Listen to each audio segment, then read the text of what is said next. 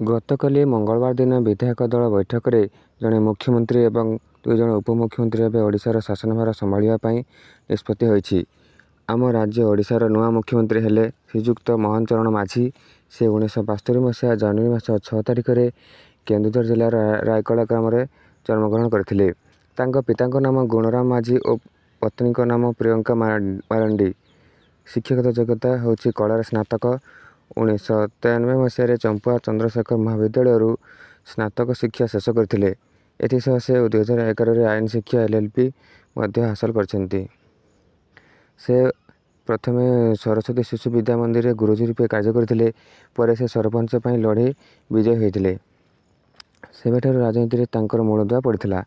ପରେ ସେ 2000, 2004, 2019 ଏବଂ 2024ରେ କେନ୍ଦୁଝର ବିଧାନସଭା ନିର୍ବାଚନ ମଣ୍ଡଳୀରୁ ବିଧାନସଭାକୁ ନିର୍ବାଚିତ ହୋଇଛନ୍ତି। ପୂର୍ବରେ ସେ ମଧ୍ୟ ବିଧାନସଭାର ବିରୋଧୀ ଦଳର ମୁଖ୍ୟ ସଚେତକ ଭାବରେ କାର୍ଯ୍ୟ କରିଛନ୍ତି। ସେ ଜଣେ ନିର୍ବିବାଦୀୟ ନେତା ଭାବେ ପରିଚିତ। ସେ 2 ଉପମୁଖ୍ୟମନ୍ତ୍ରୀ ଶ୍ରୀଯୁକ୍ତ କନକବର୍ଦ୍ଧନ ସିଂହଦେଓ ଏବଂ ଶ୍ରୀମତୀ ପ୍ରଭାତୀ ପରିଡ଼ାଙ୍କ ସହ ଶାସନଭାର ସମ୍ଭାଳିବେ। ସେ ହେଉଛନ୍ତି ଓଡ଼ିଶା ବିଜେପିର ପ୍ରଥମ ମୁଖ୍ୟମନ୍ତ୍ରୀ।